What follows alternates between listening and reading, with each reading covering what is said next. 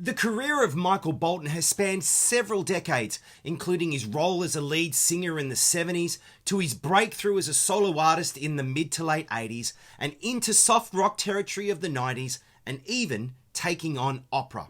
And look, that's not even mentioning his film career or his philanthropy. He's the man with the perfect mullet, and his distinctive and unique vocal sound would top the charts over and over again.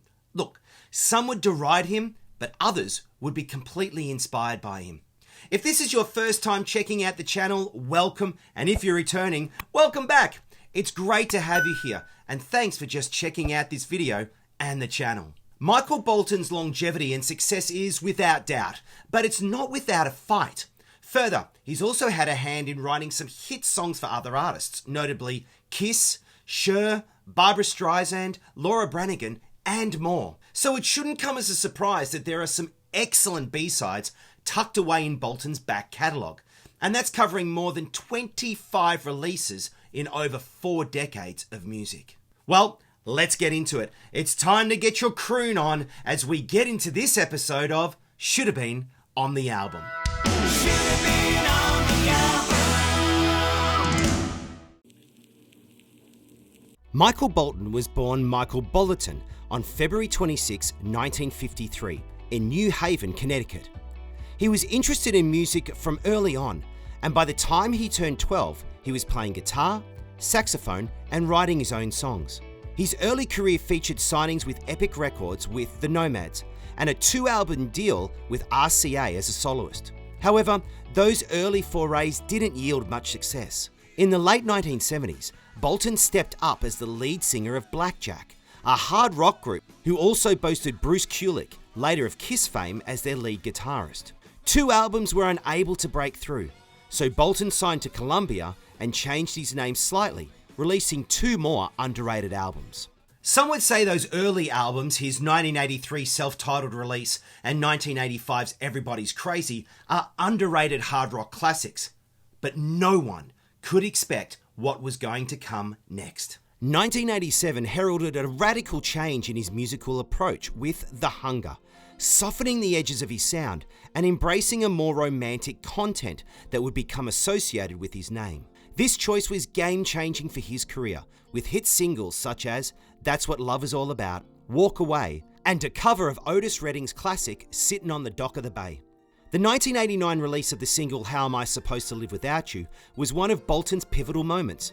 In addition to topping the charts, the song helped him win his first Grammy in 1990 for Best Pop Male Vocal Performance. This triumph served as a lead-up to a 7 million selling album called Soul Provider, with a total of 5 hit singles, including the title cut, the rocking How Can We Be Lovers, with another classic 80s key change in it, the epic When I'm Back on My Feet Again, and the cover of Ray Charles' Georgia on My Mind. The album cemented Bolton's status as the quintessential balladeer, with his ability to emote powerfully through his voice, striking a chord, excuse the pun, with listeners all around the world.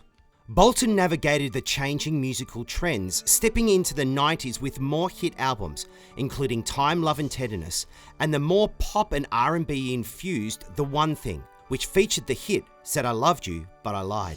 However, 1997's All That Matters struggled to find an audience, even though it contained his version of the Academy Award-nominated Best Original Song from Hercules called Go the Distance. He lost out to another massive song, My Heart Will Go On, from Titanic. I'm flying! Jack! Bolton would continue to record in the following decades, tapping into opera with My Secret Passion, swing with Bolton's Swing Sinatra, pop in One World, One Love, duets with Gems, Christmas releases with This Is the Time and Christmas Time, and even orchestral arrangements of his biggest songs with A Symphony of Hits. Yes, Michael Bolton's career spans more than 50 years in the music industry. But for this episode, we're heading back to his massive breakthrough hit, How Am I Supposed to Live Without You, and flipping it over to a non-album B-side. The song, Forever Eyes. Forever Eyes was written by Michael Bolton and Bob Halligan Jr. and appeared on the flip side of How Am I Supposed to Live Without You. It features Steve Lukather on guitar and the solo, additional rhythm guitar by Michael Landau, and Michael O'Martin on keyboards and drum programming. It was produced in 1989, so one assumes that it was written and recorded for the Soul Provider album, but was eventually cut from a final track listing. However, according to Wikipedia, it was included as a bonus track on some editions of the album, but that edition I found hard to confirm. Lyrically, the song begins with Bolton deciding that it's time to open his heart to love once again. I was standing in the moonlight with my heart in my hands. Love had taken me full circle, and I was back where I began. And then there she is, right in front of him, with those Forever eyes looking right at me. Now I find myself believing love will always be in your forever eyes. Never say goodbye, 'cause I only wanna lose myself in your forever eyes. And even though she's the one, it's clear that she's not just a pushover, that she knows and understands him. There are times you see right through me. I'm a child in your hands. But the moment that you touch me, you set fire to this man. I really should have released this video on Valentine's Day.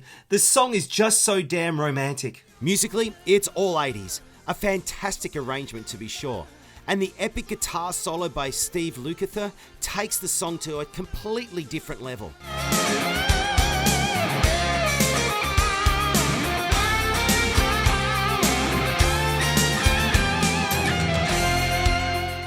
And it's not just one solo, but two. And yep, the track even has a key change. Oh, it is so wonderfully 80s, with its synth bass sounds, electric piano keys, and synth brass hits. What an era.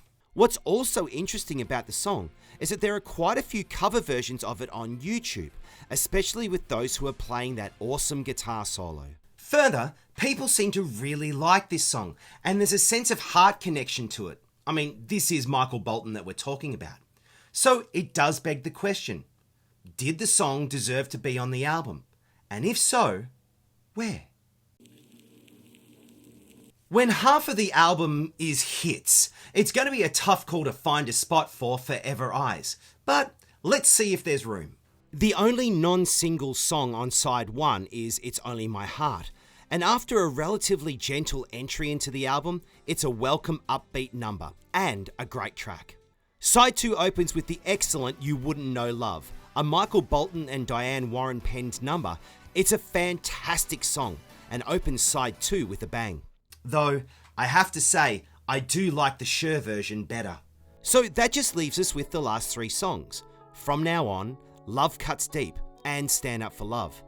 The duet with Susie Benson is a strong recording and expands the vocal palette of the album, so it stays. It's down to the final 2 songs. Love Cuts Deep is a bit different to the rest of the album, a slow-burning minor key song with sultry backing vocals. It shows Bolton in a very different frame and opens up the sonics of the album. The last song is Stand Up for Love, another ballad that takes time to just get going. I'm counting quite a few ballads here. And that's why I'm going to take out Stand Up for Love and put in Forever Eyes. It finishes off the album with a little bit of a pulse, while not forgoing the romantic feel that Bolton was going for. Plus, another upbeat song on the album is definitely welcome. Stand Up for Love is an okay song, but it's definitely not the strongest on the album. And I think that finishing Soul Provider with a sense of victory, especially when it's been such a massive selling album, would have been a nice touch. There are a few other bonus tracks scattered throughout Michael Bolton's back catalogue, including The Voice of My Heart on the UK version of The One Thing, and Where There Are No Words from All That Matters. And I definitely recommend getting into Bolton's early catalogue, from his first solo albums to Blackjack, and then into his more hard rock leanings of his pre-The Hunger albums. You won't be disappointed. There's also a great YouTube video about Bolton by Mad Sci Rexy Phi, where he explores Bolton's rock pedigree. Check it out, the link is in the description. So what are your thoughts? Do you like Forever Eyes? And where do you stand on the legacy of Michael Bolton? Drop a comment below. And as always, if you have an idea for a B-side or rare track that you think I should check out, please let me know. I'd love to have a look at it. Who knows? Your suggestion might be the next video. You can also email me on shouldvebeenonthealbum@gmail.com and share your thoughts and your stories. Plus, you can also follow us on Facebook. But until next time, my name is Drew, and you've been watching Should Have Been on the Album. Cheers.